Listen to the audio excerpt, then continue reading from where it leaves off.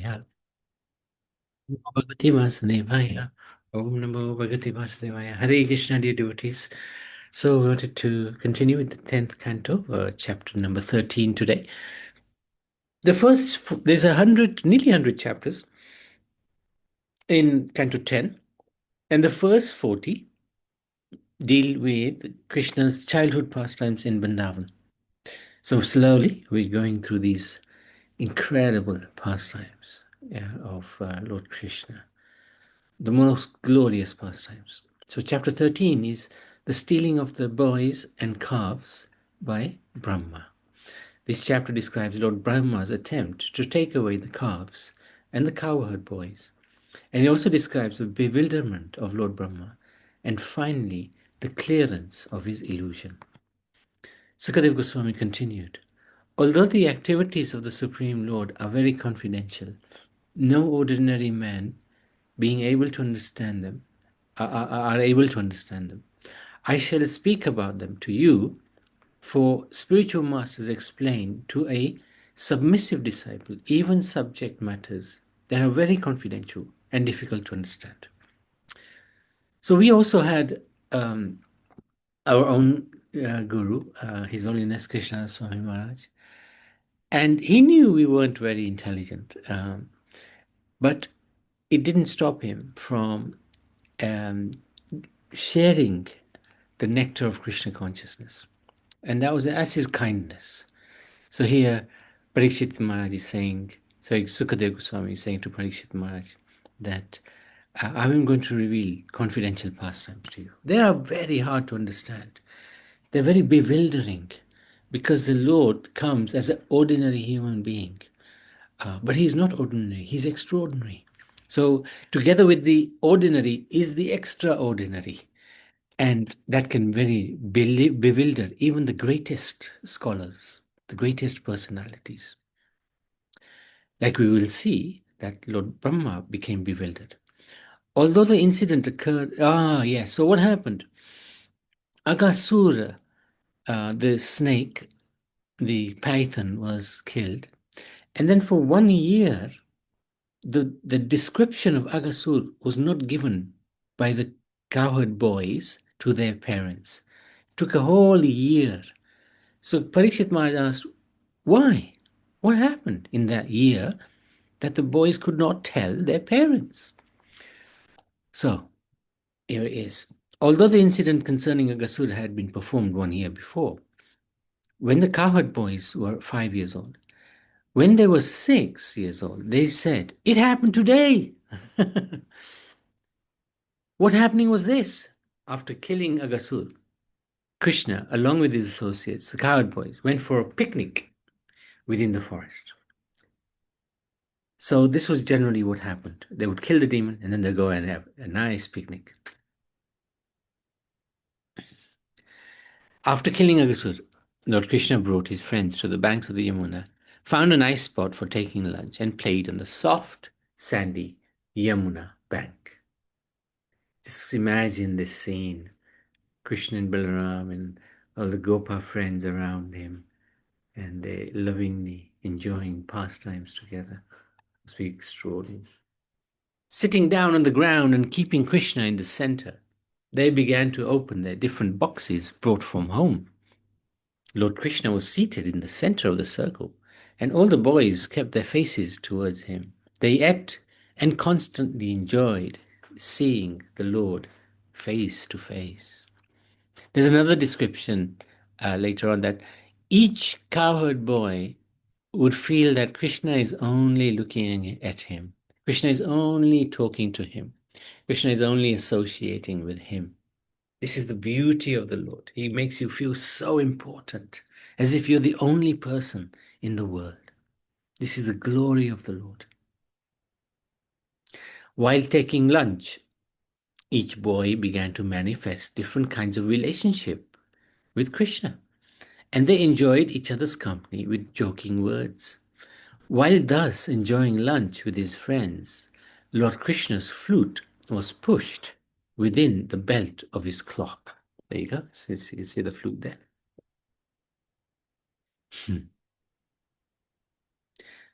So, what happened? That morning, Madhumangal, Krishna's chubby Brahmin friend, who was actually very funny, he was a comedian. They would laugh at him, and he would laugh at himself. He was such a good sport. And Krishna loved him very much. He asked his mother, Purnamasi, to fix something for his tiffin.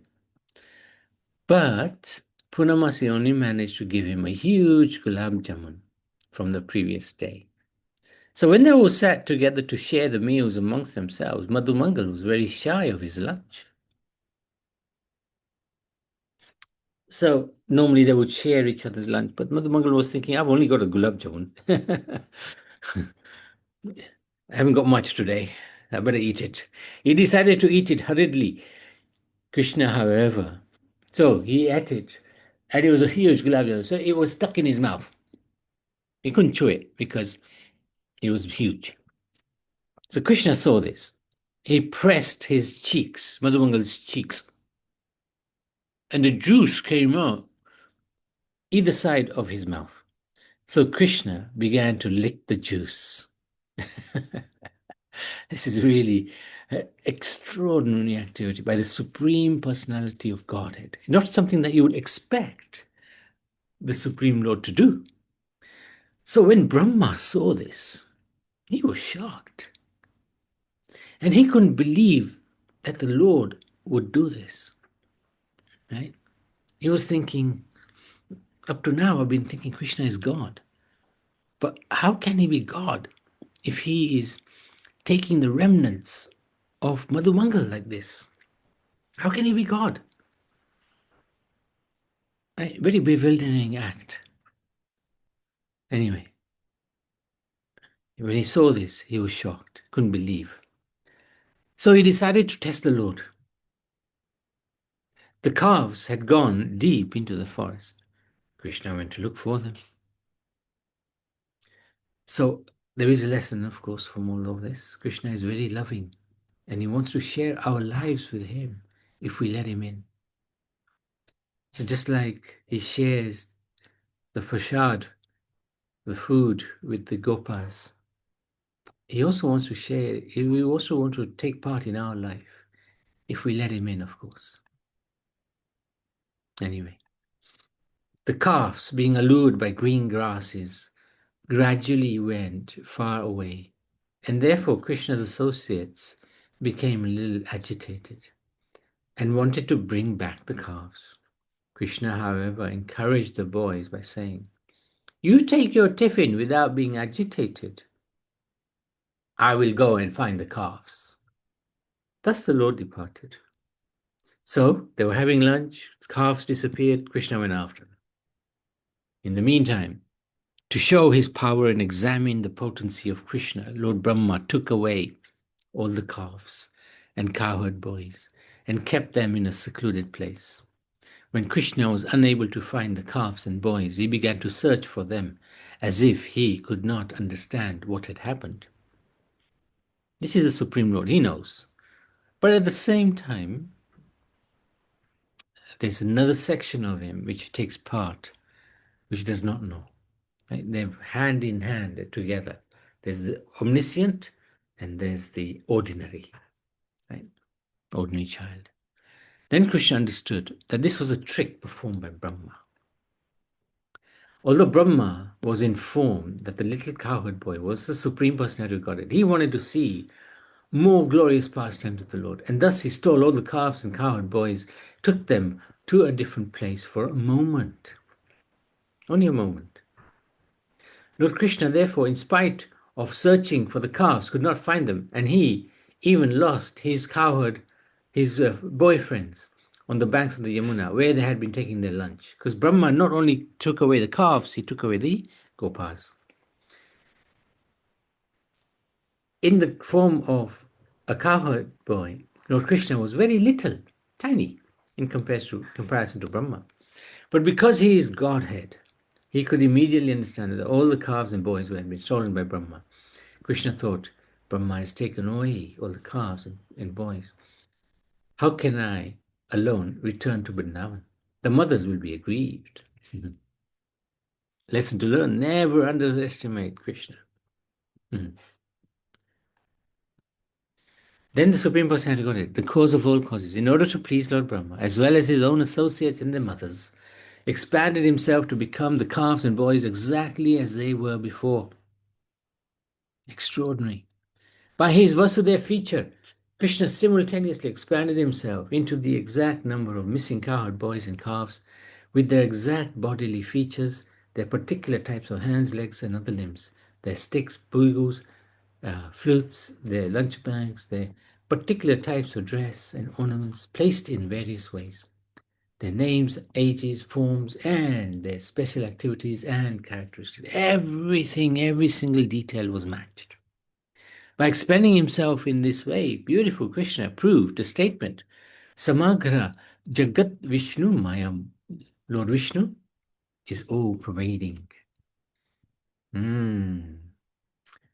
In order to satisfy the mothers of his friends, as well as convince Brahma of the supremacy of the Supreme Personality of Godhead, he immediately expanded himself as a cow. So you can see here the cowherd boys, and then Vishnu forms taking the form of the cowherd boys. In this way, he discovered another pastime. A special feature of his pastime was that the mothers of the cowherd boys thus became more attached to their respective sons, and the cows became more attached to the calves. The mothers of the boys, upon hearing the sounds of the flutes and bugles being played by their sons, immediately rose from the household tasks, lifted their boys onto their laps, embraced them with both arms, began to feed them with their breast milk, which flowed forth because of extreme love. But that love, it was directed actually not just to their son, but to Krishna. And that's why that love was far more intense than it was just for their son. The mothers took care of the boys by massaging them with oil, bathing them, smearing their bodies with sandalwood pulp, decorating them with ornaments, chanting protective mantras, decorating their bodies with tilak, and giving them food. From the very beginning, the gopis had motherly affection for Krishna anyway. Indeed, their affection for Krishna exceeded even their affection for their own sons. And the example is Rohini. Affection for Krishna is more than for Balaram. And Balaram is the first expansion of Krishna. In displaying their affection, they had thus distinguished between Krishna and their sons. But now that distinction disappeared because Krishna was the same as their son. Similarly, the cows felt more affection to their calves as there were the gopis and the gopas towards their sons. The residents had no knowledge of what had happened. Actually, the calves' affection for the calves and the elderly gopis' affection for the boys causelessly increased. Their affection increased naturally, even though the calves and boys were not their offspring, because they were Krishna or Vishnu. The cows and elderly gopis of Vrindavan had greater affection for Krishna than their. Balaram noticed this. So Balaram, he could see, hey, what's going on in Vrindavan? How come there's so much love? How come the cows are really showing so much affection to their calves? So he asked Krishna, what's going on? So Krishna then explained the whole situation to his elder brother. Lesson to learn, because Krishna is the Supreme Lord, the mothers and cows felt greater attraction for him than their own young ones. One day, almost a year later, so this was one moment in Brahma. Now we know one moment in Brahma is a long time, right? At least a year of ours. He only took the boys for one moment, but 1 year on earth had passed. So, 1 year, one day, almost a year later, Krishna and Balaram were tending the calves at the foot of Govardhan Hill. The cowherd men were on top of the hill tending the cows. When the cows saw their calves, they dashed down the hill out of great affection for the calves, who were actually expansions of Krishna. The cowherd men were ashamed and angry and followed their cows down the hill with great difficulty. But when they came down and saw their own sons, they melted with affection. Even some of the cows had given birth to new calves, but their affection for the older calves was greater. When Baladev saw the special attachment between the Gopas and the friends, the children, and the cows and the calves, he was unable to understand the reason for this. He tried to figure it out. What was happening? Finally, he observed with the eye of transcendental knowledge that all the cowherd um, boys and calves were expansions of Krishna. Thus, he inquired from Krishna and was informed of what happened. When one full year had passed, Brahma, for whom it was only a moment, returned and saw that Krishna was still engaged as usual with his friends and the calves and the cows. Brahma had stolen the calves and the boys. So even after thinking for some time, he could not figure out who the real boys and calves were and who were the false ones. So this bewildered Brahma. What's going on? I thought I kidnapped them, but they're still here. They're playing with Krishna. He was really anxious. So he did not stay away very long. He came back for a moment, 1 year of his time. He saw all the boys, calves, and cows were playing with Krishna in the same way as when he had come upon them. Krishna showed his Vishnu form to convince Brahma. So Brahma saw the Vishnu forms, that the boys were not the original boys, but were his expansions. This is when Krishna was 3 years and 11 months old. This is very powerful. Then Krishna exhibited all the calves and cowherd boys as four-armed forms of Narayan. Brahma could then understand Krishna's potency. And he was astonished by this pastime of Krishna, his worshipful Lord. He saw all the calves and boys appeared to have complexions the color of bluish rain clouds, dressed in yellow silken garments. They had 4 arms holding conch shell, disc, mace, lotus flower in their hands. They wore helmets on their heads, earrings on their ears, and garlands of forest flowers around their necks. On the right side of their chests was the emblem of the goddess of fortune. They wore armlets on their arms, the customer gem around their necks, marked with 3 lines like a conch shell. This is really very important descriptions. We often say, what does God look like? Have you seen God? That's a common question. You believe in God? Have you actually seen him? Well, here's a description of him. Bracelets on their wrists with bangles on their ankles, ornaments on their feet, sacred belts around their chest, waists, fully decorated with fresh, tender garlands of tulsi flowers, leaves, resembled the increasing light of the moon. All the Vishnu Murtis were surrounded by the opulences headed by Anima Siddhi, by the mystic potencies headed by Aja, by the 24 elements. Oops, just 1 second. Of the material world, headed by Mattva. Thus Brahma saw the Kala, time factor. He saw the Sabha, one's own nature by association, Samskar, reformation. He saw Karma, desire. He saw Karma, fruitive activity. He saw the Gunas, the 3 modes of material nature. And this is all from the 24 elements of this material world. He saw all of this. Right? It's like a little bit like the universal form. The Vishnu Murtis all had eternal unlimited forms, full of knowledge and bliss, and existing beyond the influence of time. He saw at that same time all the calves and boys as the Lord's expansions. Lord Brahma, the Lord of Saraswati, was mystified. What is this? He thought. And then he was not able to see. Lord Krishna, understanding Brahma's position, then at once removed the curtain of his Yoga Maya. Krishna bestowed his causeless mercy upon Brahma and released him from illusion. Lord Brahma's external consciousness then revived. He stood up, just like a dead man coming back to life. Opening his eyes with great difficulty, he saw the universe along with himself. Then he immediately saw Vrindavan before him, filled with desire trees. Though naturally inimical Both human beings and fierce animals live together there in transcendental friendship. This is in Golok Vrindavan, in the spiritual world. Then Lord Brahma saw Krishna, this absolute truth, just as before, with a morsel of food in his hand, searching everywhere for the calves and his cowherd friends. This is really phenomenal. Lord Brahma hastily got down from his swan carrier, fell down, and touched the lotus feet of Lord Krishna with the tips of the 4 crowns on his head. Because your 4 heads, your 4 crowns. Offering his obeisances, he bathed the lotus feet of Krishna with the water of the tears of joy, rising and falling again and again, the lotus feet of Krishna for a long time. Brahma remembered the Lord's greatness he had just seen.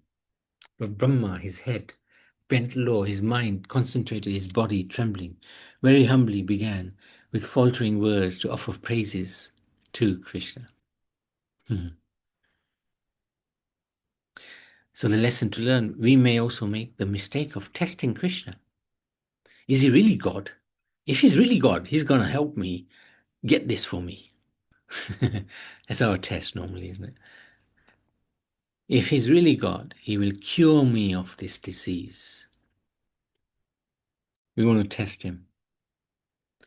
So we may also make this mistake of testing Krishna because we don't believe he's the Supreme Lord. So it's best to learn from Brahma and not make that mistake. Yeah, very important. Because we have very little faith. And that faith, a little test of it, we can destroy us. And we are very fortunate because if we do keep the faith in the Lord, he is going to be very protective of us. Very protective. What a pastime. Incredible pastime. And in that 1 year, many, many things happened when the cowherd boys were actually Vishnu Tattva. For example, one important thing happened. Purnamasi decided to marry the gopis with the gopas, the little ones. So actually, the gopis married Krishna. They're all his. They're all his anyway, but they were all his formally. Anyway, chapter 14. Brahma's prayers to Lord Krishna. So these prayers are fundamentally important because they give us an idea of how the great personalities take shelter of the Lord. For his satisfaction, Brahma first praised the beauty of the Lord's transcendental form. Your transcendental form is dark blue, like a new cloud. It's like there's a description in the Brahma Samhita. Venum kunantam maravindam dalaya taksham barhavatam samasitam buddha sundarangam kanda apakoti kamaniya vishesha shobham govindam adipurusham tamam bhajami. It's like a freshly formed rain cloud, dark, freshly formed rain cloud. Your garment is brilliant like lightning. The beauty of your face is enhanced by the gunja earrings, the peacock feather on your head. Wearing garlands of various forest flowers and leaves, and equipped with herding stick, a buffalo horn, and flute, you stand beautifully with a morsel of food in your hand. Isn't that a contradiction? You got this fantastic description, and then you got some food in your hand. But this is the nature of Krishna. It's so humble, so beautiful, so loving. The pastimes are so unique.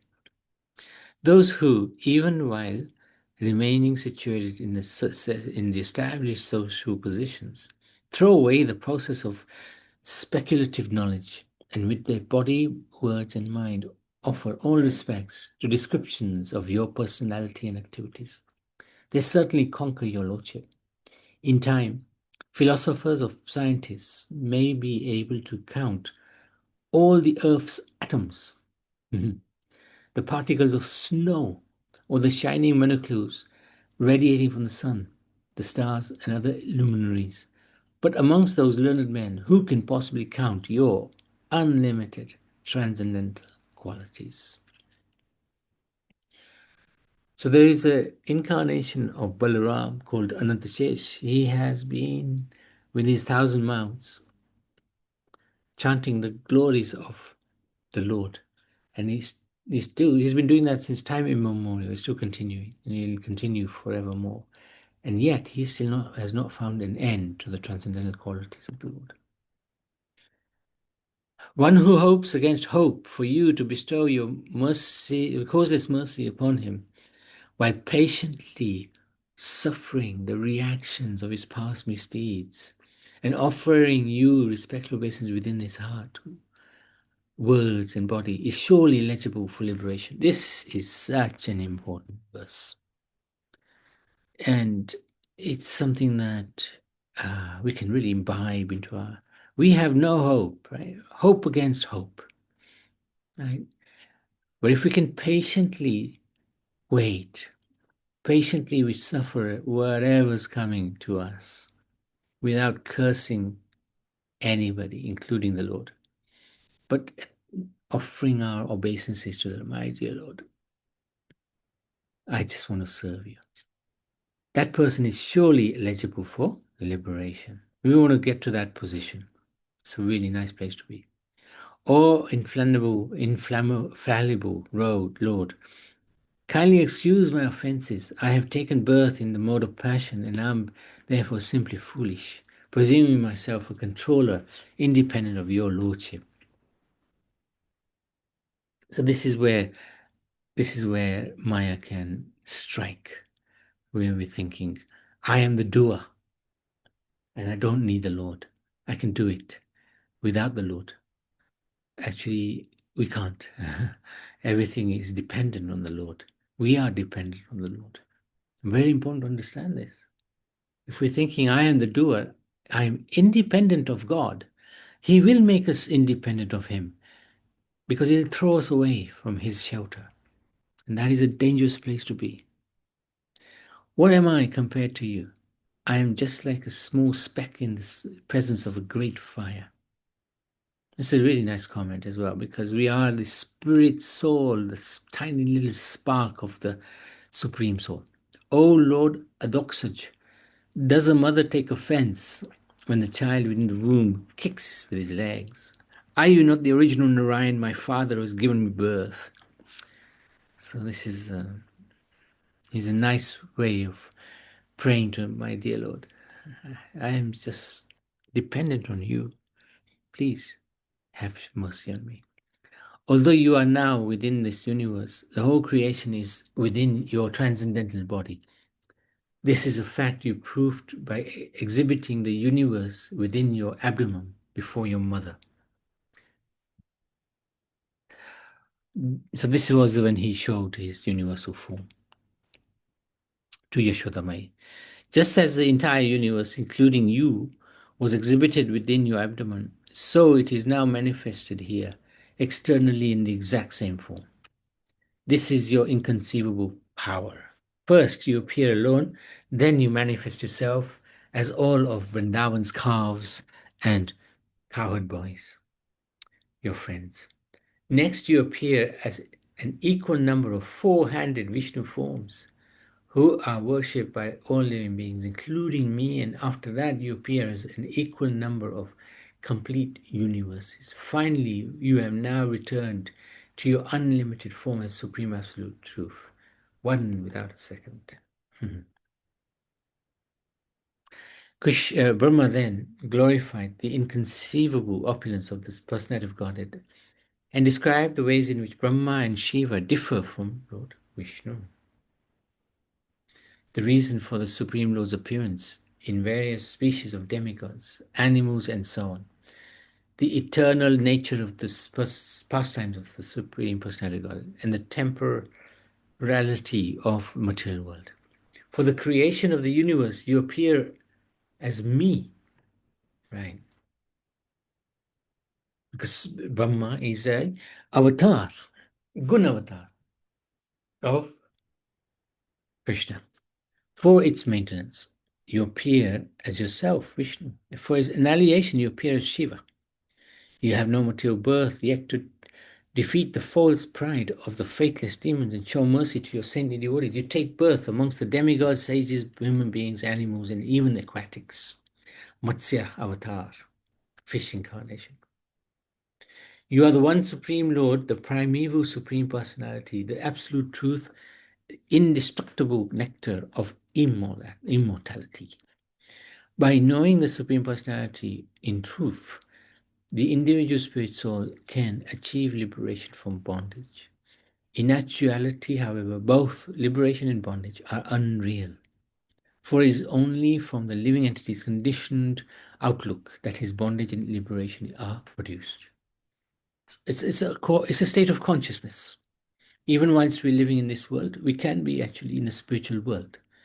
But because we don't have that ability to distinguish from where we are to where we can be, we are stuck here. So, but actually, this bondage and liberation are illusions. Technically speaking, if we are connected with the Lord, we are totally liberated. Thinking the personal form of Lord Krishna illusory, fools reject his lotus feet and look elsewhere to find the Supreme Self. But the futility of their search is the obvious proof of their foolishness. There is simply no way to understand the truth of the personality of God without his mercy. So this is important. We need the mercy in order to do anything. The mercy of the Lord. We have to beg for it, cry for it. Saintly devotees seek you out within their own bodies by rejecting everything separate from you. My Lord, if one is favored by a slight trace of the mercy of your lotus feet, he can understand the greatness of your personality. But those who speculate are unable to know you, even though they continue to study the Vedas for many years. Study alone isn't enough. The Gyan is not enough. It's good, it'll help, but it's not enough. Bhakti has to be there. Having established this conclusion, Lord Brahma analyzed the good fortune of the residents of Braj. He personally prayed to be born there even as a blade of grass, a bush, or a creeper. My dear Lord, I therefore pray to be so fortunate that in this life as Lord Brahma or in another life, whenever I take my birth, I may be counted as one of your devotees. See, this is a phenomenal prayer. Great example of sort of prayer that we can imbibe into our life if we want to. My greatest possible good fortune would be to take my birth in the forest of Gokul and have my head bathed by the dust falling from the lotus feet of its residents. Indeed, the home of the residents of Vrindavan are not prisons of material existence, but rather abodes envied even by the Gyanis and Yogis. On the other hand, any home without a connection to Lord Krishna is in fact a prison cell of material existence. So no matter how much happiness one can try to look for in this material world, it ain't enough. It doesn't even compare to a little morsel of spiritual happiness. You are the knower and seer of all things. Indeed, you are the Lord of all universe. And yet I offer this one universe unto you. Finally, Brahma offers his whole self at the lotus feet of the Supreme Lord and praises him again and again, circumambulating him, and took his leave.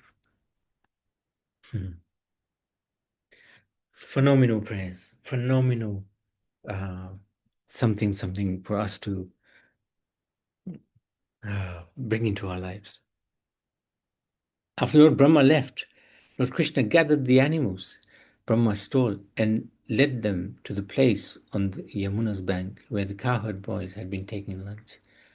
The same friends who had been present before were sitting there now. Although the boys had passed an entire year apart from the Lord by the power of Krishna's illusionary energy, they were not at all aware what had happened. Thus, when Krishna arrived with the calves, the boys told him, "You returned so quickly." It's been a year. Very good. As long as you were gone, we couldn't take even a morsel of food. No, so come and eat. Laughing at the words of the cowherd boys, Lord Krishna began taking his meal in their company.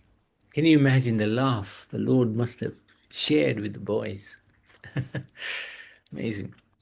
Whilst eating, Krishna pointed out to his young friends that the skin of the python, and the boys thought Krishna has just killed this terrible snake. Indeed, later they related to the residents of Vrindavan the incident of Krishna killing the Agas demon. In this way, the cowherd boys described pastimes that Krishna had performed in his Balya age 1 to 5, even though his Pauganda age 6 to 10 had begun. King Parikshit asked Sukadeva Goswami why the cowherd men love Krishna more than their own sons. Wonderful question. Sukadeva Goswami replied that the self is the dearmost thing for all beings. The embodied soul is the self-centered. He is more attached to his own body and self than to his so-called possessions like children, wealth, and home. If a person comes to the stage of considering the body mine instead of me, he will certainly not consider the body as dear as his own self. After all, even as the body is growing old and useless, one's desire to continue living remains strong. However, the spirit soul, so now this was talking about the attachment of the soul to the body, right? Even the body gets old, the soul is thinking, I want to stay in this body. However, the spirit soul is part and parcel of Krishna. For this reason, Krishna is very dear to every living entity. So our connection as spirit soul is very deep with Krishna. At the moment, that connection has been severed. We've lost that connection. And that's why we are more attached to this body. But if that connection is re-established, then we will be very dear to Krishna. Krishna will be very dear to us. He is the dearmost because he is the original soul of all living entities. For those who have accepted the boat of the lotus feet of the Lord, who is the shelter of the cosmic manifestation and is famous as Murari, the enemy of the Mura demon, the ocean of the material world is like a water contained in a calf's hoofprint. Calf's hoofprint is that big. It's like that is how big the ocean is if we want to cross over it, if we take shelter of Krishna. Their goal is Parampadam, Vaikuntha, the place where there is no material miseries, not the place where there is danger at every step. This is the world where there's danger at every step. You walk out of the door and you don't know what can happen. Any person who hears or chants these pastimes Lord Murari perform with his cowherd friends, the killing of Agasura, the taking of lunch on the forest grass, the Lord's manifestation of transcendental forms, and the wonderful prayers offered by Lord Brahma, is sure to achieve all spiritual desires. In this way, the boys spent their childhood in the land of Vrindavan, playing hide and seek, building play bridges, jumping about like monkeys, and engaging in many other games. His original identity of sweetness is even more difficult to comprehend than his opulence. It's easy to see the Lord's opulence, but when you see his sweetness, you fall in love with him. But that sweetness is not so easy to comprehend. Only by devotional process of hearing and chanting transcendental sounds received from the Vedic authorities can one realize personality of Godhead.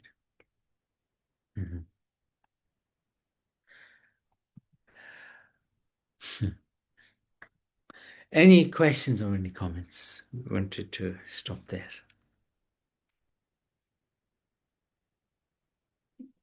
Glorious passage. Prabhuji, wonderful, wonderful.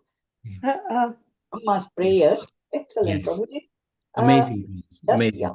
Amazing. Very true. One thing is that, they say Krishna is waiting for us. Yeah. But we are not qualified to see him, even though, but yes. Does it matter that when we purify our consciousness, we go to a more and more Shuddh Tattva, that we can we can actually, we don't say Krishna, but then we do acknowledge Krishna is a supreme, but as you said, that connection to be established, that Krishna is waiting for us, recognize him, but we always recognize him, but we can't see him because of our impurities. Yeah. Yes. That's very, very true. And the thing is, the more we, like read, the more we chant, more, as you said, purify our consciousness, come to this platform, to the, pure consciousness.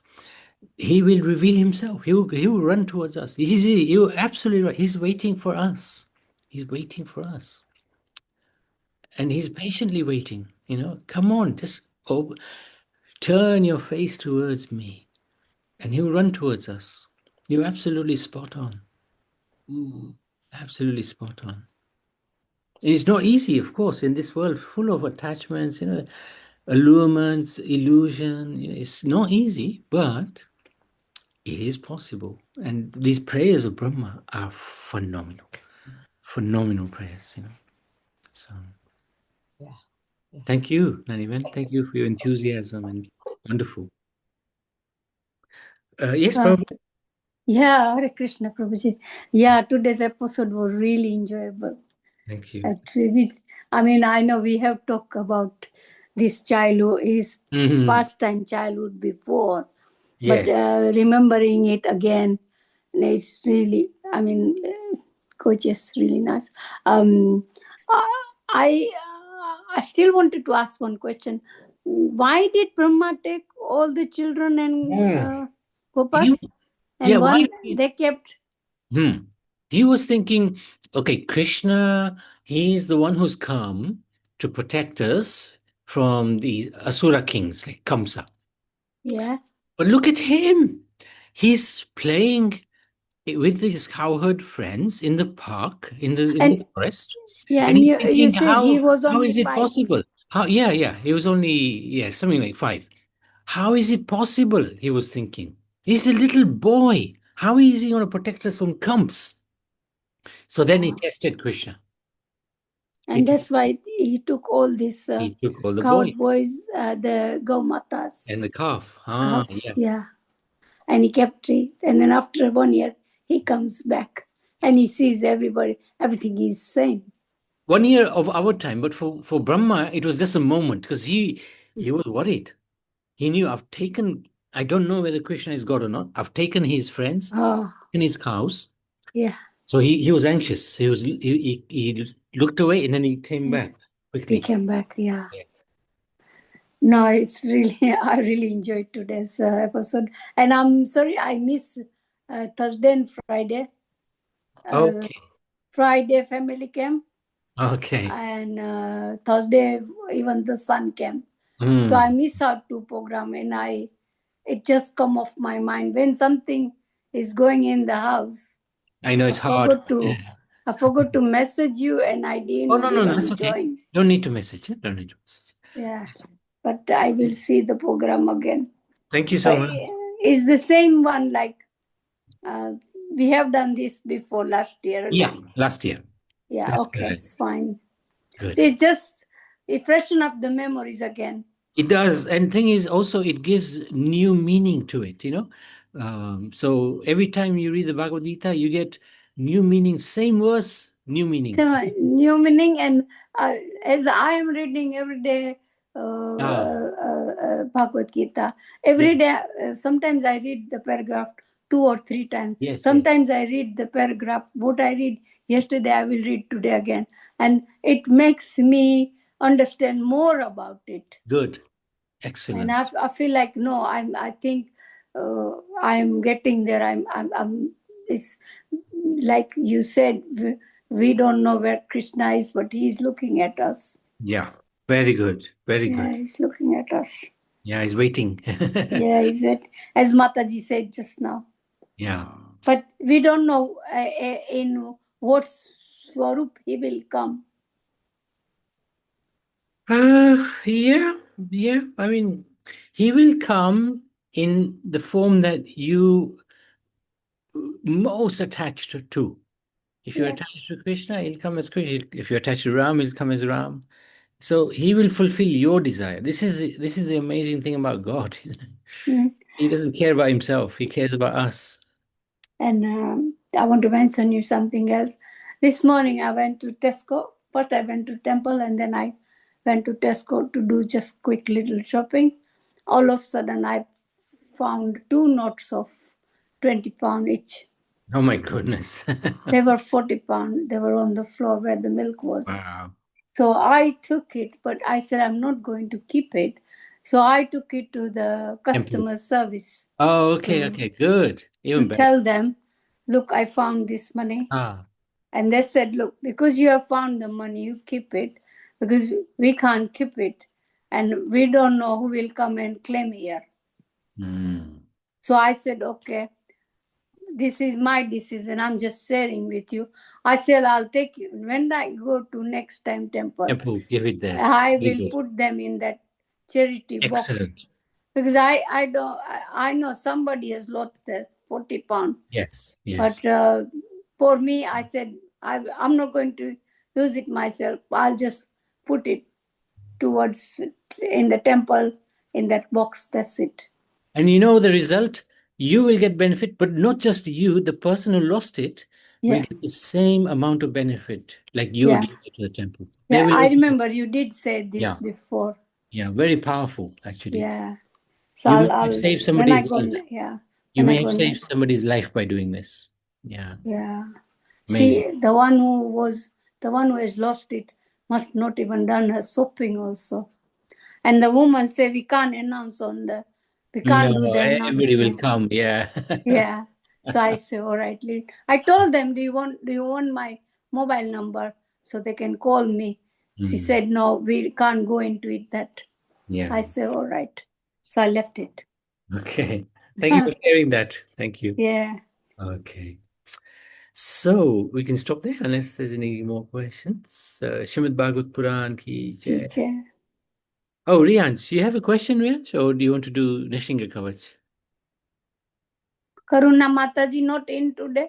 No, she couldn't make it today. It's the first day of school. So this is a lovely picture. It's a phenomenal picture. Krishna playing with the Gomata and the milk going straight into Balaram's mouth. Balaram's mouth, yeah. So cute. Yeah, it's amazing. Okay, let's stop there.